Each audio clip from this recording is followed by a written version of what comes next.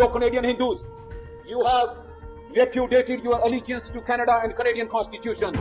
Your destination is India. Leave Canada, go to India. Khalistan जिंदाबाद, खालिस्तान जिंदाबाद, खालिस्तान जिंदाबाद।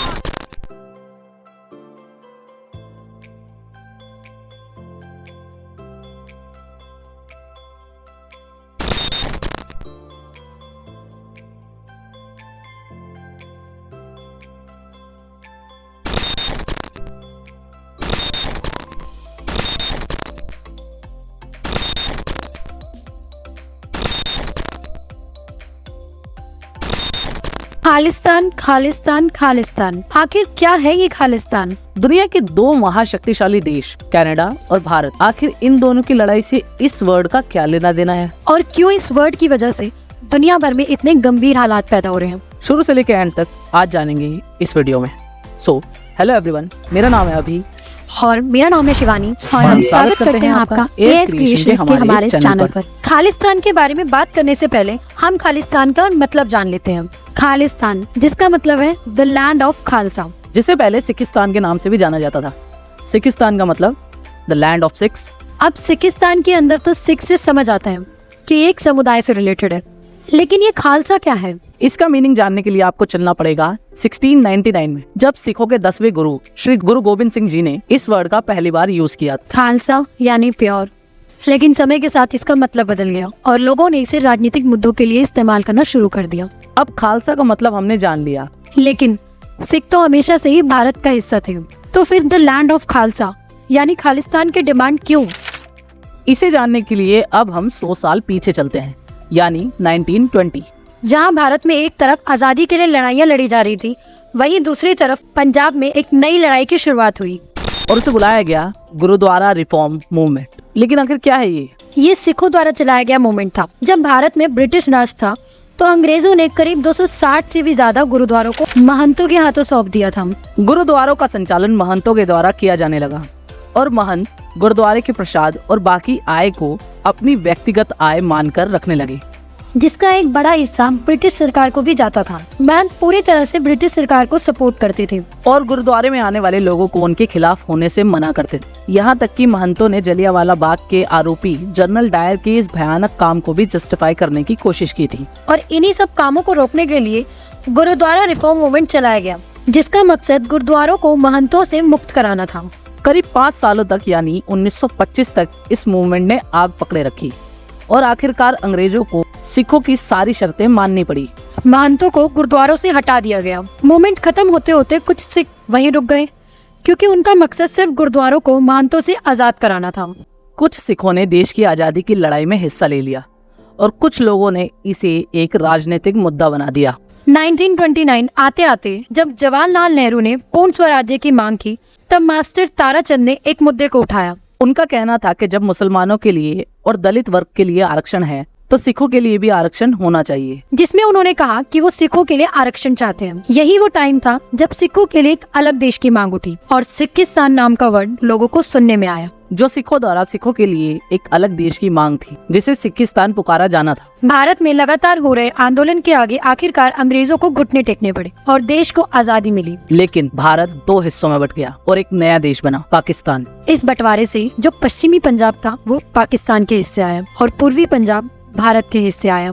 जब पंजाब 2 हिस्सों में बटा तो पंजाब में सिखिस्तान का मामला ठंडा पड़ गया। लेकिन 1953 में जब आंध्र प्रदेश को लैंग्वेज के आधार पर एक अलग स्टेट बना दिया गया, तो अकाली दल ने रिलीजन हवाला छोड़कर लैंग्वेज का मुद्दा ले लिया और पंजाब सूबा मूवमेंट की शुरुआत हुई, जिसकी मांग थी पंजाबी बोलने वाले लोगों के लिए एक अलग राज्य। लेकिन इनकी इस डिमांड को SRC यानी स्टेट रीऑर्गेनाइजेशन कमीशन ने खारिज कर दिया, क्योंकि उन्हें लगा कि ये लोग लैंग्वेज का मुद्दा बनाकर रिलीजन के लिए ही राज्य चाहते हैं, जो कि संविधान के हिसाब से गलत था। उसके बाद 1966 में इंदिरा गांधी की सरकार आई और इंदिरा गांधी ने इन मुद्दों को देखते हुए पंजाब को 3 हिस्सों में बांट दिया।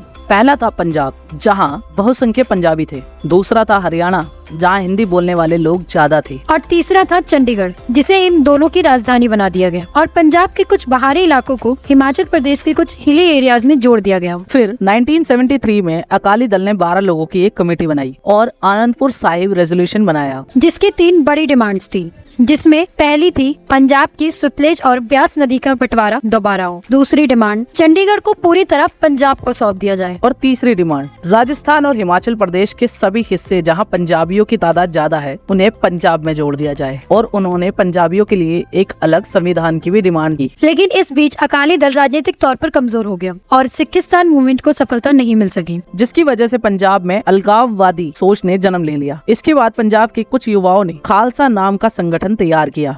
भिंडरावाले भी इसी आंदोलन से निकला था। यही पहली बार था जब खालसा वर्ड का यूज हुआ और खालसा से ही आया खालिस्तान। शुरुआत में इंदिरा सरकार ने और पंजाब सरकार ने भिंडरावाले को पूरा सपोर्ट किया, लेकिन देखते ही देखते भिंडरावाले उनके हाथ से निकल गया और 1980 से लेकर 1984 तक उसके बहुत सारे गैर कानूनी मामले सामने आने लगे। हद तो तब हो गई जब 500 से भी ज्यादा खालिस्तानियों को लेकर भिंडरावाले ने अमृतसर के गोल्डन टेम्पल पर कब्जा कर लिया, जिसको रोकने के लिए इंदिरा गांधी ने 5 जून 1984 को ऑपरेशन ब्लू स्टार लॉन्च किया। इस ऑपरेशन का मकसद था भिंडरावाले और उसके साथियों से स्वर्ण मंदिर को आजाद करवाना। इस ऑपरेशन में हमारे 83 सोल्जर्स शहीद हुए और 483 से भी ज्यादा खालिस्तानी मारे गए, जिसमें भिंडरावाले भी शामिल था। उस वक्त सिखों को ये लगा कि ये मिशन भिंडरावाले के लिए नहीं बल्कि सिखों के अगेंस्ट था, जिसकी वजह से इंदिरा गांधी 2 सिख बॉडीगार्ड्स ने उनकी गोली मारकर हत्या कर दी। उसके बाद पूरे देश में एंटी सिख राइट्स होने लगे, जिसमें सिखों को बहुत से बहुत ज्यादा नुकसान हुआ। बहुत सारे खालिस्तानियों को देश छोड़कर भागना पड़ा,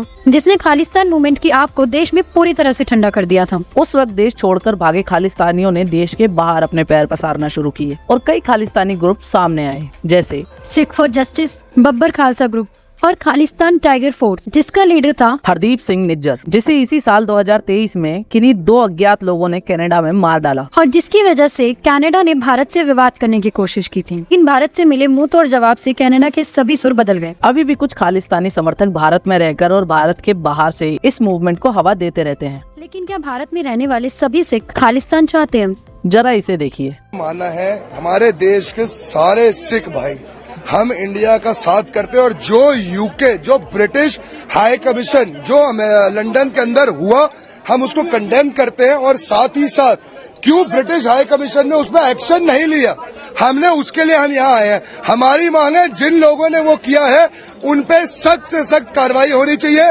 और जल्द से जल्द उनको जेल में डालना चाहिए। सिखों के पहले गुरु नानक देव जी एक हिंदू परिवार में जन्मे थे। हिंदू और सिख कभी भी अलग नहीं थे। बस राजनीतिक फायदों के लिए लोग इन्हें लड़वा देते हैं। जैसे ही ये बात लोगों के दिमाग में आएगी, ऐसे सभी काम खुद ब खुद रुक जाएंगे। वी होप आपको आज की हमारी ये वीडियो पसंद आई होगी। तो जल्दी ही मिलते हैं आपसे ऐसे ही इंटरेस्टिंग टॉपिक्स के साथ। Till then take care.